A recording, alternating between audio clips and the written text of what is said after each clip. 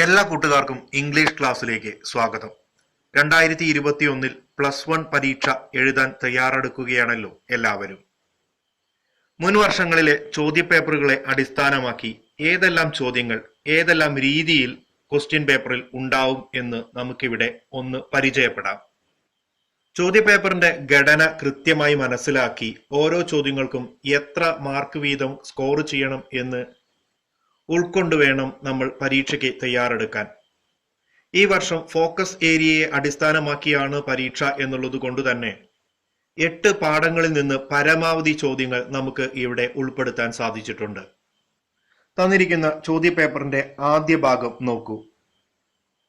പരമാവധി 80 മാർക്കാണ് നമ്മൾ സ്കോർ ചെയ്യേണ്ടത്. സമയം 2.5 മണിക്കൂർ. അതിന് കൂൾ ഓഫ് ടൈം 20 മിനിറ്റ് ലഭ്യമാണ്. അതിന് താഴെ ജനറൽ ഇൻസ്ട്രക്ഷൻ എന്ന് കുറച്ച് വിഷയങ്ങൾ തന്നിട്ടുണ്ട്. നോക്കൂ. Cool off time 20 minutes in addition to writing time 2:30 hour. 2 മണിക്കൂറിന് പുറമെയായി 20 മിനിറ്റ് കൂൾ ഓഫ് ടൈം നൽകുന്നതാണ്. Total score of this examination is 80. പരമാവധി ഈ പരീക്ഷയിൽ നിങ്ങൾക്ക് നേടാൻ കഴിയുന്നത് 80 മാർക്കിനാണ്. ഓരോ സെക്ഷനിൽ നിന്നും കുട്ടികൾക്ക് ഇഷ്ടപ്പെട്ട ചോദ്യങ്ങൾ തിരഞ്ഞെടുക്കാവുന്നതാണ്. കൂൾ ഓഫ് ടൈം സമയത്ത് മറ്റൊരു വിധത്തിലുള്ള ചർച്ചകളും അനുവദിക്കുന്നതല്ല. ഫസ്റ്റ് സെക്ഷൻ ചോദ്യത്തിലേക്ക് കടക്കാം. 1 മുതൽ 12 വരെയുള്ള ചോദ്യങ്ങൾ. Answer any 6 of the following. Each question carry 1 score. 1 മുതൽ 12 വരെയുള്ളതിൽ ഏതെങ്കിലും 6 ചോദ്യങ്ങൾക്ക് നിങ്ങൾ ഉത്തരം എഴുതണം. ഓരോ ചോദ്യങ്ങൾക്കും 1 മാർക്ക് വീതമാണ് ലഭിക്കുക. എപ്പോഴും ആദ്യം തരുന്നത് ഏതെങ്കിലും ഒരു പാഠഭാഗത്തിൽ നിന്നെടുത്ത ഒരു പാസേജും അതിനെ അടിസ്ഥാനമാക്കിയുള്ള കുറച്ച് ചോദ്യങ്ങളുമായിരിക്കും. ഇവിടെ നോക്കൂ. Read the excerpt from the price of flowers given below and answer the question that follows. താഴെ പ്രൈസ് ഓഫ് ഫ്ലവേഴ്സ് എന്ന് പറയുന്ന ചാപ്റ്ററിൽ നിന്ന് ഒരു പാസേജ് തന്നിട്ടുണ്ട്. അതിനടിസ്ഥാനമാക്കി താഴെ തന്നിരിക്കുന്ന ചോദ്യങ്ങൾക്ക് ഉത്തരം എഴുതുക എന്നാണ്. ഇതിലെ ഒന്നാമത്തെ ചോദ്യം. A word in the passage has the meaning request. Identify the word. Request എന്ന അർത്ഥം വരുന്ന ഒരു വാക്ക് ഈ പാരഗ്രാഫിലുണ്ട്. ഏതാണ് എന്ന് കണ്ടുപിടിക്കുക. നമുക്കറിയാം ഈ പാരഗ്രാഫിൽ എൻട്രീറ്റി എന്ന് പറയുന്ന വാക്കാണ് റിക്വസ്റ്റ് എന്ന മീനിങ് ഉള്ളത്. Second question. Whose mother is mention here. ഇവിടെ സൂചിപ്പിച്ചിരിക്കുന്നത് ആരുടെ മദറിനെയാണ്? ഉത്തരം നമുക്കറിയാവുന്നതാണ്. Maggie's mother, Mrs Alice Clifford Margaret. അടുത്ത ചോദ്യം. Filling the blanks using the suitable verb given in bracket. ബ്രാക്കറ്റിൽ തന്നിരിക്കുന്നതിൽ ഏറ്റവും അനുയോജ്യമായ വെർബ് ഉപയോഗിച്ച് സെന്റൻസ് പൂരിപ്പിക്കുക എന്നുള്ളതാണ്. നെക്സ്റ്റ് 2 ലൈൻസ് തന്നിട്ടുണ്ട് പോയത്തിൽ നിന്ന്. Only the action of the just smell sweet and blossom in their dust. കവിത ഏതാണ് എന്ന് നമുക്ക് ഓർമ്മയിൽ ഉണ്ടാവണം. ഡെത്ത് ദ ലെവലർ എന്നുള്ള പോയത്തിൽ നിന്ന് തന്നിരിക്കുന്ന 2 വരികളാണ്. Identify the poet. ഇതിലെ പോയറ്റിനെ ഐഡന്റിഫൈ ചെയ്യുക. നമുക്കറിയാം ജെയിംസ് ഷേർലി ആണ്.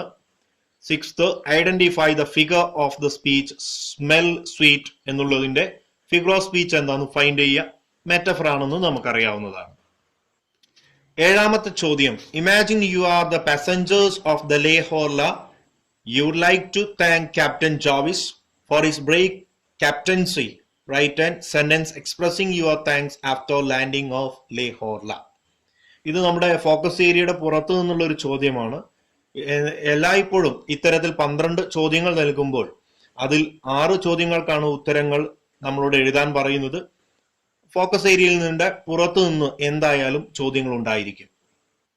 പക്ഷെ തീർച്ചയായും ഫോക്കസ് ഏരിയയിൽ നിന്ന് 6 ചോദ്യങ്ങൾ ഉണ്ടായിരിക്കും എന്നുള്ളതാണ്. ഓരോ ചോദ്യത്തിനും 1 മാർക്ക് വീതമാണ് എന്നുള്ളത് കൊണ്ട് ഇവിടെ നിങ്ങളുടെ സ്വന്തം ലാംഗ്വേജിൽ താങ്ക്സ് എക്സ്പ്രസ് ചെയ്യുന്നത് എങ്ങനെയാണ് എന്ന് എഴുതാൻ മാത്രമാണുള്ളത്. അടുത്ത ചോദ്യം. Read the excerpt from and then Gandhi came. Answer the question given below. താഴെ ഗാന്ധി കെയിം എന്ന് പറയുന്ന പാഠഭാഗത്തിൽ നിന്ന് ഒരു പാസേജ് തന്നിട്ടുണ്ട്. അതിനടിസ്ഥാനമാക്കി 2 ചോദ്യങ്ങൾ. 8. Why did Gandhiji send people like Nehru to the village? Nehru അടക്കമുള്ളവരെ എന്തുകൊണ്ടാണ് ഗാന്ധി ഗ്രാമങ്ങളിലേക്ക് അയച്ചത് എന്നാണ് ചോദ്യം. 9. Write down any one of the changes such as visit had brought about. ഗ്രാമങ്ങൾ സന്ദർശിക്കാൻ പോയ നെഹ്റു അടക്കമുള്ളവരുടെ ജീവിതത്തിൽ എന്ത് മാറ്റമാണ് ഉണ്ടായത്? അതിൽ ഒരു മാറ്റത്തെ ഇവിടെ എഴുതുക എന്നാണ് പറഞ്ഞിരിക്കുന്നത്. അടുത്ത ചോദ്യം വീണ്ടും ഒരു പോയറ്റിക്കൽ ലൈൻസ് ആണ് തന്നിരിക്കുന്നത്. ഫോക്കസ് ഏരിയയുടെ പുറത്തു നിന്നുള്ള ചോദ്യമാണ്. ടു സ്ലീപ് എന്ന വില്യം വേർഡ്സ്വർത്തിന്റെ കവിതയിലെ വരികളാണ്. Without the what is all the morning wealth come blessed barriers between day and day dear mother of fresh thoughts and joys health. Who is the address in the line? ഈ ലൈനിൽ ആരെയാണ് address ചെയ്യുന്നത്? സ്ലീപ്പിനെയാണ്. Write the figure of speech expressing blessed barrier എന്ന് പറയുന്ന figure of speech എന്താണ്? Metaphor ആണ്. How does sleep bless our body and mind? മൈൻഡിനും ബോഡിക്കും sleep എത്രത്തോളം ഉപകാരമാണ്? നമ്മുടെ ഫ്രഷ് ആയിട്ടുള്ള ഒരു ബിഗിനിങ് നൽകാൻ, അതായത് ബോഡിക്കും മൈൻഡിനും ഏറ്റവും കൂടുതൽ ഫ്രഷ് അപ്പ് നൽകുന്നത് എന്താണ്? സ്ലീപ്പാണ്.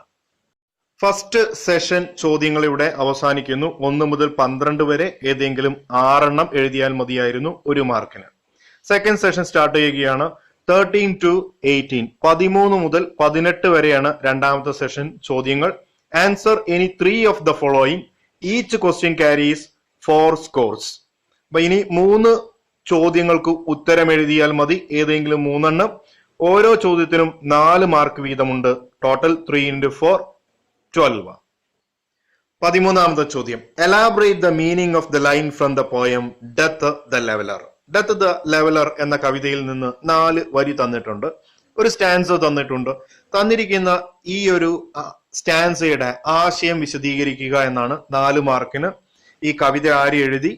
ഈ കവിതയുടെ തീം എന്താണ്? തന്നിരിക്കുന്ന 4 വരിയുടെ ആശയം എന്താണ്? ഇതിലെ ഫിഗർ ഓഫ് സ്പീച്ചുകൾ എന്തൊക്കെയാണ്? എല്ലാം വിശദീകരിച്ച് എഴുതേണ്ടതാണ്. 2 കവിതകളെ നമുക്ക് പഠിക്കാനുള്ളൂ എന്നുള്ളത് കൊണ്ട് വളരെ എളുപ്പമാണ് ഇപ്രാവശ്യം ഇത്തരത്തിലുള്ള ഒരു ചോദ്യത്തിന് നമുക്ക് സ്കോർ ചെയ്യാൻ. ഈഫ് എന്നുള്ള കവിതയും അതുപോലെ ഡെത്ത് ദ ലെവലർ എന്ന കവിതയും മാത്രമേ ഫോക്കസ് ഏരിയയിലുള്ളൂ. അപ്പൊ ഈ ഒരു ഭാഗത്ത് നിന്ന് മാത്രമേ ഇത്തരത്തിലുള്ള ചോദ്യം വരികയുള്ളൂ. 14ാമത്തെ ചോദ്യം. You decided to send an email to mister Gupta after reading the story the price of flowers. Draft the email not more than 60 words. 60 വാക്കിൽ കവിയാതെ നിങ്ങൾ ഗുപ്തയ്ക്ക് ഒരു ഇമെയിൽ എഴുതുക. നിങ്ങൾ the price of the flower എന്ന കഥ വായിച്ചതിന് ശേഷം നിങ്ങൾ ഗുപ്തയ്ക്ക് എഴുതുന്ന ഇമെയിൽ ആണ് എഴുതേണ്ടത്. ഇമെയിൽ ഫോർമാറ്റ് പഠിച്ചു വെച്ചാൽ വളരെ എളുപ്പമാണ്. എഴുതാനുള്ളത് ഒരു പേജിന്റെ ഒരു പുറത്ത് മാത്രമായി നിങ്ങൾ എന്ത് ചെയ്യാം? ആൻസർ ചെയ്താൽ മതി. 15ാമത്തെ ചോദ്യം. Prepare the character sketch of Miss Job Smith the serang of Ranaganj not more than 50 words. 50 വാക്കിൽ കവിയാതെ ദ സ്രാങ് ഓഫ് റാണാഗഞ്ച് എന്ന് പറയുന്ന കഥയിലെ ജോബ് സ്മിത്ത് എന്ന് പറയുന്ന കഥാപാത്രത്തിന്റെ ക്യാരക്ടർ സ്കെച്ച് എഴുതുക എന്നുള്ളതാണ്. ഒരു പേജിന്റെ ഒരു പുറത്ത് പകുതി ഭാഗം മാത്രം എഴുതിയാൽ മതി. 16ാമത്തെ ചോദ്യം. Read the news paper headline given below. താഴെ തന്നിരിക്കുന്ന പത്രവാർത്തയുടെ തലക്കെട്ട് ഒന്ന് നോക്കാം. Over use of mobile phone adversely affect the youngsters. Do you agree with this? Express your opinion in a short paragraph giving reasons. Mobile ഫോണിന്റെ അമിതമായ ഉപയോഗം വളരെ മോശമായി യുവജനങ്ങളെ ബാധിക്കുന്നു എന്ന വിഷയത്തെ അടിസ്ഥാനമാക്കി ഒരു ഷോർട്ട് പാരഗ്രാഫ് തയ്യാറാക്കുക. അത് എന്തുകൊണ്ടാണ്, അതിന്റെ കാരണങ്ങളും നിങ്ങൾ വിശദീകരിക്കണം എന്നാണ് ചോദ്യത്തിൽ തന്നിരിക്കുന്നത്. 17ാമത്തെ ചോദ്യം. Fill in the blanks choosing the correct form of the verb given in the bracket. താഴെ തന്നിരിക്കുന്ന പാരഗ്രാഫിൽ വിട്ടുപോയ ഭാഗങ്ങൾ ബ്രാക്കറ്റിൽ തന്നിരിക്കുന്ന വെർബിന്റെ ക്രിയാരൂപം, വെർബിന്റെ ശരിയായ രൂപം പൂരിപ്പിച്ചുകൊണ്ട് മാർക്ക് നേടാവുന്നതാണ്. ഈ സെഷനിലെ അവസാനത്തെ ചോദ്യം 18ാമത്തെ ചോദ്യം. Your school is conducting a debate on the topic the social network sites intrude into one's privacy. Social network സൈറ്റുകൾ, നവമാധ്യമങ്ങളിൽ ഈ സോഷ്യൽ നെറ്റ്വർക്ക് സൈറ്റുകൾ ഒരു വ്യക്തിയുടെ സ്വകാര്യതയിലേക്ക് കടന്നു കയറുന്നു എന്നാണ് വിഷയം തന്നിരിക്കുന്നത്.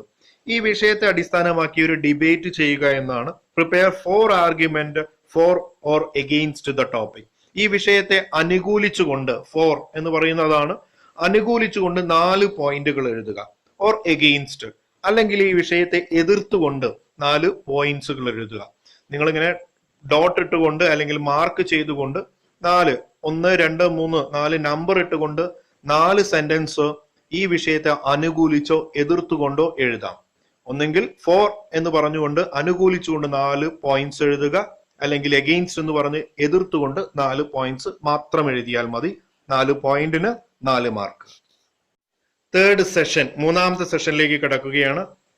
19 to 22, 19 മുതൽ 22 വരെയുള്ള ചോദ്യങ്ങൾ. Answer any 2 of the following, each question carry score 5. 19 മുതൽ 22 വരെയുള്ളതിൽ ഏതെങ്കിലും 2 ചോദ്യങ്ങൾക്ക് ഉത്തരം എഴുതിയാൽ മതി. ഒരു ചോദ്യത്തിന് 5 മാർക്ക് വെച്ച് 2 ചോദ്യങ്ങൾക്ക് 10 മാർക്ക് നേടാവുന്നതാണ്. 20ാമത്തെ ചോദ്യം, read the news headline, prepare A news report. താഴെ തന്നിരിക്കുന്ന പത്രവാർത്തയുടെ ഹെഡ്ലൈൻ വായിച്ചുകൊണ്ട് ഒരു പത്രവാർത്ത തയ്യാറാക്കുക എന്നാണ്. നമുക്കറിയാം ഈ പാഠഭാഗം ദസ്റാങ് ഓഫ് റാണാഗഞ്ച് എന്ന് പറയുന്ന പാഠത്തിൽ നിന്ന് തന്നതാണ്. അപ്പൊ അതിലുണ്ടായ ആ സ്മാൾ പോക്സ് എന്ന് പറയുന്ന ആ രോഗത്തിന്റെ സ്പ്രെഡിങ്ങും അതുമൂലം ഉണ്ടായ എഫക്റ്റും ഒക്കെ നമ്മളൊരു പത്രവാർത്തയായി ഹെഡിങ് എഴുതുക, ഒരു പ്ലേസ് എഴുതുക, ഡേറ്റ് കൊടുക്കുക, എന്നിട്ട് ഒരു ഷോർട്ട് ആയിട്ടുള്ള ഒരു വിവരണം നൽകുക. 21ാമത്തെ ചോദ്യം, prepare a write up on any ritual that is popular in your locality. The secret turtle of Kadavu എന്ന് പറയുന്ന പാഠവുമായി ബന്ധപ്പെട്ട ചോദ്യമാണ്. നിങ്ങളുടെ ലൊക്കാലിറ്റിയിൽ, നിങ്ങളുടെ പ്രദേശത്ത് പ്രസിദ്ധമായിട്ടുള്ള ഏതെങ്കിലും ഒരു റിച്വൽ, ഒരു ആചാരത്തെ കുറിച്ച് ഒരു കുറിപ്പ് എഴുതുക എന്നാണ്. ഒരു തലക്കെട്ട് കൊടുത്തിട്ട് നിങ്ങളത് ഒരു ഷോർട്ട് പാരഗ്രാഫ് തയ്യാറാക്കിയാൽ മതി. 22ാമത്തെ ചോദ്യം, do not worry doctor sahib, I am strong and it is my work too. Prepare the character sketch of Hasan the serang of Ranaganj. The serang of Ranaganj എന്ന് പറയുന്ന കഥയിലെ ഹസൻ എന്ന് പറയുന്ന കഥാപാത്രത്തെ വിവരിക്കുക എന്നാണ്. അദ്ദേഹത്തിന്റെ ക്യാരക്ടർ സ്കെച്ച് എഴുതാനാണ് ഏറ്റവും കൂടുതൽ നമ്മൾ പ്രതീക്ഷിക്കുന്ന ഒരു ചോദ്യം കൂടിയാണ് ഇത്. അപ്പോൾ ഈ തേർഡ് സെഷനിൽ നമ്മൾ 4 ചോദ്യങ്ങൾ തന്നിട്ടുണ്ട്. 2 ചോദ്യങ്ങൾക്ക് ഉത്തരം എഴുതിയാൽ മതി. ഒരു ചോദ്യത്തിന് 5 മാർക്ക്.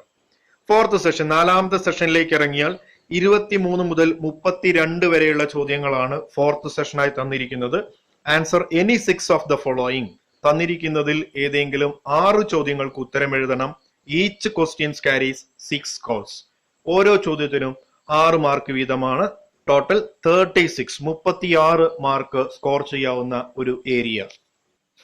ചോദ്യത്തിലേക്ക് കിടക്കാം. 23ാമത്തെ ചോദ്യം, prepare a short note on the mother seagull based your reading of the short story his first flight by Liam O'Flaherty. Liam O'Flaherty എഴുതിയ ഹിസ് ഫസ്റ്റ് ഫ്ലൈറ്റ് എന്ന് പറയുന്ന ഷോർട്ട് സ്റ്റോറിയിലെ സീകളിന്റെ മദർ ഗേളിനെ കുറിച്ച് ഒരു short note തയ്യാറാക്കുക. 24ാമത്തെ ചോദ്യം, prepare A profile of Abraham Lincoln from hint given below. താഴെ തന്നിരിക്കുന്ന hint ഉപയോഗിച്ച് എബ്രഹാം ലിങ്കന്റെ പ്രൊഫൈൽ തയ്യാറാക്കുക. വളരെ എളുപ്പത്തിൽ 6 മാർക്ക് സ്കോർ ചെയ്യാവുന്ന ഒരു ചോദ്യമാണ് പ്രൊഫൈൽ റൈറ്റിംഗ്. അപ്പൊ തീർച്ചയായിട്ടും നമുക്കിത് ഷുവർ ആയിട്ട് ഈ 6 വായിക്കാം. നല്ലൊരു ഹെഡിങ്, എബ്രഹാം ലിങ്കൺ എന്ന് പറയുന്ന ഹെഡിങ് കൊടുത്ത് നല്ലൊരു ബിഗിനിങ് കൊടുത്ത് ക്രൊണോളജിക്കൽ കൃത്യമായിട്ടുള്ള ഓരോ ഇവന്റും തന്നിരിക്കുന്ന ഹിന്റിൽ തന്നിരിക്കുന്ന ഓരോ ഇവന്റും കണക്ട് ചെയ്ത് ഓരോ സെന്റൻസ് ഫുൾ സ്റ്റോപ്പിൽ അവസാനിച്ച് ഓരോ സെന്റൻസ് ക്യാപിറ്റൽ ലെറ്ററിൽ തുടങ്ങണം. ലിങ്കിങ് വേർഡ്സുകൾ കൊടുക്കുക. അതായത് 2 3 പുസ്തകങ്ങളൊക്കെ പറയുമ്പോൾ അതുവേ ആൻഡ് അല്ലെങ്കിൽ ബട്ട് ഒക്കെ ചേർത്തിട്ട് അല്ലെങ്കിൽ ഓറൊക്കെ ചേർത്തിട്ട് എന്ത് ചെയ്യുക, കണക്ട് ചെയ്ത് എഴുതുക. കൂടാതെ മരണം പറഞ്ഞിട്ടുണ്ടെങ്കിൽ തീർച്ചയായിട്ടും പാസ്ഡ് അവേ എന്ന് പറയുന്ന ഫ്രേസൽ വെർബ് ഉപയോഗിക്കണം. ഡേറ്റ്, വർഷങ്ങളൊക്കെ തന്നിട്ടുണ്ടെങ്കിൽ ഡേറ്റിന് മുമ്പിൽ ഓൺ എന്നുള്ള പ്രിപ്പോസിഷൻ, വർഷങ്ങൾക്ക് മുമ്പിൽ ഇൻ എന്ന് പറയുന്ന പ്രിപ്പോസിഷൻ, വലിയ സ്ഥലങ്ങൾക്ക് മുമ്പിൽ ഇൻ എന്ന് പറയുന്ന പ്രിപ്പോസിഷൻ, ചെറിയ സ്ഥലങ്ങൾക്ക് മുമ്പിൽ അറ്റ് എന്ന് പറയുന്ന പ്രിപ്പോസിഷൻ, ഇതെല്ലാം കൊടുക്കാൻ മറക്കരുത്. 25ാമത്തെ ചോദ്യം, death is A great equaliser, do you agree? മരണം ഒരു ഈക്വലൈസർ ആണ്, ഇതിനോട് നിങ്ങൾ യോജിക്കുന്നുണ്ടോ എന്നാണ് ചോദ്യം. ഡെത്ത് ദ ലെവലർ എന്ന് പറയുന്ന പോയത്തെ അടിസ്ഥാനമാക്കിയാണ്. ആ പോയത്തിന്റെ ഒരു വിശദീകരണം എഴുതിയാൽ മതി. 26, change into reported speech. താഴെ തന്നിരിക്കുന്ന ഡയറക്റ്റ് സ്പീച്ചിനെ ഇൻഡയറക്റ്റ് സ്പീച്ച് ആക്കി മാറ്റുക, അതായത് റിപ്പോർട്ടഡ് സ്പീച്ച് ആക്കി മാറ്റുക എന്നുള്ളതാണ്. 27ാമത്തെ ചോദ്യം, imagine the young boy in the lesson I will fly send a letter to the editor of newspaper expressing his concern and the need to reform the education system, draft the letter to editor. എല്ലാ പ്രാവശ്യവും ചോദിക്കുന്ന ഒരു ചോദ്യമാണ് letter to editor എന്നുള്ള ചോദ്യം. അപ്പൊ നിങ്ങൾ കൃത്യമായിട്ട് ഏതെങ്കിലും ഒരു ടോപ്പിക്കിനെ കുറിച്ച് എഡിറ്റർക്കുള്ള കത്ത് എഴുതാൻ പഠിച്ചു വെക്കേണ്ടതാണ്. ലെറ്റർ ടു എഡിറ്റർ എന്നുള്ളത് എഡിറ്റർക്ക് കത്തെഴുതുന്ന കത്തിന്റെ ഫോർമാറ്റ് കൃത്യമായി മനസ്സിലാക്കി വെക്കേണ്ടതാണ്. 28ാമത്തെ ചോദ്യം, we cannot prevent disaster but we can definitely reduce its impact. How can we ensure that we are better prepared to face disaster? ഇപ്പൊ കേരളം എല്ലാ വർഷവും തുടർച്ചയായിട്ട് ഇപ്പോൾ ഏതെങ്കിലും ഒരു തരത്തിലുള്ള ഡിസാസ്റ്റർ ഫേസ് ചെയ്തുകൊണ്ടിരിക്കുകയാണ്. ഇപ്പോ നമ്മൾ ഒരു പാൻഡമിക് ആണ്, കൊറോണ 19 എന്നുള്ള COVID-19 എന്നുള്ള ഒരു പാൻഡമിക് ആണ് ഫേസ് ചെയ്തുകൊണ്ടിരിക്കുന്നത്. അപ്പൊ ഇത്തരത്തിലുള്ള ഒരു ഡിസാസ്റ്ററിനെ എങ്ങനെയാണ് നമ്മൾ എന്ത് ചെയ്യുക, പ്രിവെന്റ് ചെയ്യുക, അല്ലെങ്കിൽ അതിന് എന്തൊക്കെ പ്രിക്കോഷൻസ് എടുക്കണം എന്നുള്ള ഒരു കുറിപ്പ് തയ്യാറാക്കുക എന്നാണ് ചോദ്യം. 29ാമത്തെ ചോദ്യം, you are a reporter of daily news. Imagine you get a chance to interview Stephen Hawking, the supernova of the world physics. Write 3 questions you may ask him on the occasion, include likely response to. ഒരു interview question ആണ് ഇവിടെ തന്നിരിക്കുന്നത്. നമ്മൾ എന്ത് ചെയ്യണം, interview question എഴുതണം. Stephen ഹോക്കിങ്സുമായിട്ടുള്ള interview ഇവിടെ തയ്യാറാക്കാൻ പറയുകയാണ്. 3 ചോദ്യങ്ങളും അതിനുള്ള 3 ഉത്തരങ്ങളുമാണ്. ചില സമയത്ത് ഇത് 6 ചോദ്യങ്ങളായിട്ടാണ് ചോദിക്കാറ്. 6 ക്വസ്റ്റ്യൻസ് തയ്യാറാക്കുക. ഏതെങ്കിലും ഒരു ഫേമസ് ആയിട്ടുള്ള ഒരു വ്യക്തിയെ ഇന്റർവ്യൂ ചെയ്യുകയാണെങ്കിൽ നിങ്ങൾ ചോദിക്കുന്ന 6 ചോദ്യങ്ങൾ ഏതെല്ലാം. അപ്പൊ നമ്മൾ 6 ചോദ്യങ്ങൾ പഠിച്ചു വെക്കണം. കൂടാതെ ഇത്തരത്തില് അതിന് ഉള്ള ഉത്തരങ്ങളും നമ്മൾ കണ്ടുവെക്കേണ്ടത് ഉറപ്പായിട്ടും ഉപകാരപ്പെടും. 30ാമത്തെ ചോദ്യം, as the editor of the school magazine you are asked to prepare article motivating the students on the need to be unique based your reading of the lesson I will fly by doctor APJ Abdul Kalam. Prepare the article on the topic importance of being unique.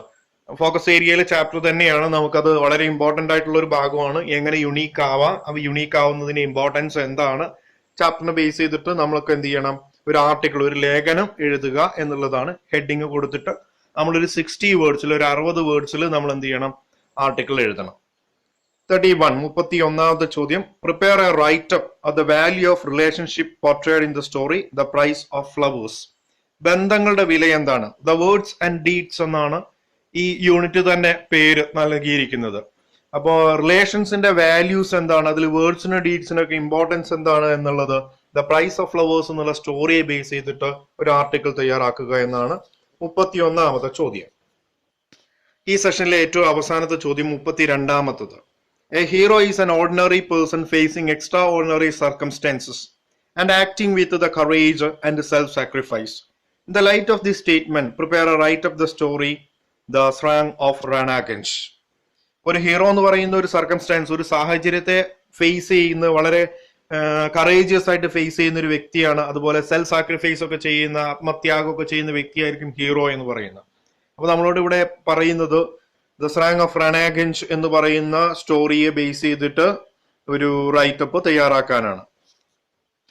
ആ സ്റ്റോറിയെ base ചെയ്തുമ്പോൾ നമുക്കറിയാം ഹസ്സന്റെ sacrifice, അതുപോലെ AJ Cronin, ഇവരൊക്കെ ചെയ്തിട്ടുള്ള ആ സാക്രിഫൈസും courageous ആയിട്ടുള്ള അവരുടെ ഡിസിഷനും ഒക്കെയാണ് നമുക്ക് വിവരിക്കേണ്ടത്. ഇനി നമ്മുടെ ക്വസ്റ്റ്യൻ പേപ്പറിലെ ഏറ്റവും അവസാനത്തെ സെക്ഷനിലേക്ക് കിടക്കുകയാണ്. 33 to 36, 33 മുതൽ 36 വരെയുള്ള ചോദ്യങ്ങളാണ്. Answer any 2 of the following each question carries 8 mark. 8 score ആണ്. അതായത് 3 ചോദ്യങ്ങൾക്ക് ഉത്തരം എഴുതിയാൽ മതി. നമുക്ക് ഒരു ചോദ്യത്തിന് 8 മാർക്കാണ്. അപ്പൊ നമ്മുടെ ക്വസ്റ്റ്യൻ പേപ്പറിലെ ഏറ്റവും കൂടുതൽ മാർക്ക് സ്കോർ ആയിരുന്ന ചോദ്യങ്ങളാണ് ഏറ്റവും അവസാനം തന്നിരിക്കുന്നത്. നമുക്ക് അവിടെ എഴുതാനുള്ളത് എനി 2 ആണ്. ഏതെങ്കിലും 2 ചോദ്യങ്ങൾക്ക് ഉത്തരം എഴുതിയാൽ മതി. അപ്പൊ 2 into 8 16, 16 മാർക്കിനുള്ള ചോദ്യമാണ് ഏറ്റവും അവസാനം തന്നിരിക്കുന്നത്. നോക്കാം എന്തൊക്കെ ചോദ്യങ്ങളാണ് ഇവിടെ നിന്ന് പ്രതീക്ഷിക്കേണ്ടത്. 33. You are much impressed by the poem Eve. You would like to write an article, the newspaper. Let's be great, an ideal citizen. Prepare the article. അപ്പൊ ഈഫ് എന്നുള്ള പോയം നമ്മുടെ ഫോക്കസ് ഏരിയയിലെ പോയമാണ്. നമുക്ക് എല്ലാവർക്കും അറിയാവുന്ന പോയമാണ്. ഒരുപാട് അഡ്വൈസുകൾ തന്നിട്ടുള്ള ഒരു പോയമാണ്. അപ്പൊ ആ പോയത്തെ ബേസ് ചെയ്തിട്ട് നമ്മൾ എന്ത് എഴുതണം, ഒരു ആർട്ടിക്കിൾ എഴുതണം. Let's be great and ideal citizen എന്നാണ്. അറ്റ്ലീസ്റ്റ് നമ്മൾ എഴുതുമ്പോൾ ഒരു 120 വേർഡ്സിലെങ്കിലും എഴുതണം. 8 മാർക്കിനുള്ള ഉത്തരമാണ് നമ്മൾ എഴുതേണ്ടത്. അതുകൊണ്ട് ഒരു 120 വേർഡ്സിലെങ്കിലും നമ്മൾ എഴുതേണ്ടതാണ്. ഒരു പേജിന്റെ ഒരു പുറവും മറുപുറത്തിന്റെ പാതിയോളെങ്കിലും നമ്മൾ എഴുതണം. ഒരു 1.5 പുറം കവിയാതെ നമ്മൾ ആൻസർ ചെയ്യേണ്ടതാണ്. 34ാമത്തെ ചോദ്യം, teaching of the Mahatma Gandhi is of immense importance the present day. Write an essay the relevance of Gandhian principle in modern world. ഈ ചോദ്യം വളരെ പ്രാധാന്യപ്പെട്ടതാണ്. കാരണം നമ്മുടെ ഈ ടെക്സ്റ്റ് ബുക്ക് മാറി വന്നതിന് ശേഷം +1 ഈ ടെക്സ്റ്റ് ബുക്ക് വന്നതോടുകൂടി എല്ലാ പ്രാവശ്യവും തുടർച്ചയായിട്ട് ചോദിക്കുന്ന ഒരു ചോദ്യമാണ് Gandhian relevance in or Gandhian ideals in the present society. സമകാലിക ഈ ലോകത്ത് ഗാന്ധിയൻ ആദർശങ്ങളും വാല്യൂസിനും ഒക്കെ ഉള്ള പ്രാധാന്യം എന്തെന്ന്. അത് ഒന്നില്ലെങ്കിൽ ഒരു പ്രസംഗമായിട്ട്, ഒരു സ്പീച്ച് ആയിട്ടോ അല്ലെങ്കിൽ ഒരു എസ്സേ ആയിട്ടോ ഒക്കെ നമുക്ക് എല്ലാ പ്രാവശ്യവും എഴുതാൻ വരുന്നതാണ്. ആ പാഠഭാഗം നന്നായിട്ട് വായിച്ച് അതിൽ നിന്ന് ഗാന്ധിജി ടീച്ച് ചെയ്യുന്ന അല്ലെങ്കിൽ അപ്ഹോൾഡ് ചെയ്യുന്ന ആ വാല്യൂസ് എന്തൊക്കെയാണ്, അദ്ദേഹത്തിന്റെ ആ പ്രിൻസിപ്പിൾ എന്തൊക്കെയാണെന്ന് മനസ്സിലാക്കി ഇന്നത്തെ സമൂഹത്തിൽ അതിന്റെ ഇമ്പോർട്ടൻസ് എന്താണെന്ന് വിവരിക്കാനാണ്. 35ാമത്തെ ചോദ്യം, imagine you R assigned the task of delivering speech in your school assembly. The topic of journey of 1000 miles begin in a single step. Draft the speech based on your reading the lesson His First Flight. His first flight എന്നുള്ള പാഠഭാഗത്തെ അടിസ്ഥാനമാക്കി ഒരു പ്രസംഗം തയ്യാറാക്കാനാണ്. എല്ലാ പ്രാവശ്യവും ചോദിക്കുന്ന ചോദ്യമാണ്. ഒരു speech എഴുതാൻ സാധാരണ ചോദിക്കുന്നതാണ്. ഇതും നേരത്തെ പറഞ്ഞ പോലെ ഒരു 120 വേർഡ്സിൽ നമുക്ക് എഴുതേണ്ടതാണ്. ഒരു 1.5 പുറം കവിയാതെ എഴുതേണ്ടതാണ്. ഏതൊരു യാത്രയും ആരംഭിക്കുന്നത് ഒരു ചെറിയ സ്റ്റെപ്പിൽ നിന്നാണ് എന്നാണ് ഇവിടെ തന്നിരിക്കുന്നത്. അപ്പൊ നമ്മൾ ഒരു മഹത്തായ വിജയഗാഥയുടെ നമ്മൾ എന്തൊക്കെ പ്രിക്കോഷൻസ് അല്ലെങ്കിൽ എന്തൊക്കെ നടപടികൾ എടുക്കണം, അത് സൂക്ഷിക്കേണ്ടതും എങ്ങനെ വിജയത്തിലേക്ക് എത്തിച്ചേരാൻ നമുക്ക് സാധിക്കും എന്നുള്ള കാര്യങ്ങളൊക്കെയാണ് നമുക്ക് വിശദീകരിക്കാനുള്ളത്. നമ്മുടെ ലാസ്റ്റ് ക്വസ്റ്റ്യനിലേക്ക് കടക്കുകയാണ്. 36ാമത്തെ ചോദ്യം തന്നിരിക്കുന്നു. Read the poem given below, write and appreciation. താഴെ ഒരു കവിത തന്നിട്ടുണ്ട്. ആ പോയം വായിച്ച് അതിന്റെ ആസ്വാദന കുറിപ്പ് തയ്യാറാക്കുക എന്നാണ്. Do not stand at my grave and weep എന്നാണ് ഇവിടെ ഒരു പോയം തന്നിട്ടുണ്ട്. എലിസബത്ത് ഫ്രൈ എഴുതിയ കവിതയാണ്. ഈ കവിത നമ്മൾ നന്നായിട്ട് 1, 2, 3 പ്രാവശ്യം ആവർത്തിച്ച് വായിക്കുക. ഈ കവിതയിൽ എന്തെല്ലാം ഫിഗേഴ്സ് ഓഫ് സ്പീച്ച്, സിമിലി ഉണ്ടോ, മെറ്റഫർ ഉണ്ടോ, കവിതയ്ക്ക് റൈമിംഗ് സ്കീമുകൾ ഉണ്ടോ, ഇതെല്ലാം നമ്മൾ റൈമിംഗ് വേർഡ്സുകൾ ഉണ്ടോ, ഇതെല്ലാം നമ്മൾ ആദ്യം ഒന്ന് മാർക്ക് ചെയ്തിടുക. അതിനുശേഷം നിങ്ങൾ 3-4 പ്രാവശ്യം വായിച്ചപ്പോൾ ഈ കവിത എന്താശയത്തെ കുറിച്ചാണ് പറയുന്നത് എന്നുള്ള നിങ്ങൾക്കൊരു ഏകദേശ ധാരണ കിട്ടും. ആ ആശയത്തെ ചുരുക്കി കുറച്ച് വാക്കുകളാക്കി അവതരിപ്പിക്കുക. അപ്പൊ ഈ കവിതയുടെ തീം എന്തായിരിക്കും, അല്ലെങ്കിൽ കവിത പ്രസന്റ് ചെയ്യുന്ന മെസ്സേജ് എന്താണ് എന്ന് നമ്മൾ പ്രസന്റ് ചെയ്യണം. അതിന് ഏറ്റവും ഒരു എളുപ്പ വഴി, ഈ കവിത നമ്മൾ പഠിച്ചിരിക്കുന്ന കവിതയുമായി ഏതെങ്കിലും ഒരു കവിതയുമായിട്ട് സാദൃശ്യമുണ്ടോ എന്ന് നോക്കാം. തീർച്ചയായിട്ടും നമ്മൾ പഠിച്ചിട്ടുള്ള കവിതയുമായിട്ട് ഈ കവിതയ്ക്ക് സാദൃശ്യം ഉണ്ടാവും. ഇവിടെ തന്നിരിക്കുന്ന ഈ കവിതയുടെ തലക്കെട്ട് നോക്കൂ. ഈ തലക്കെട്ടിൽ നമ്മളോട് ഗ്രേവ്സിനെ കുറിച്ച് പറയുന്നുണ്ട്. ഗ്രേവ് എന്ന് പറഞ്ഞ കല്ലറയാണ്, മരണമാണ് എന്ന് നമുക്കറിയാം. അപ്പൊ ഡെത്ത് ദ ലെവലർ എന്ന് പറയുന്ന കവിതയുമായി ഇതിന് ബന്ധമുണ്ട്.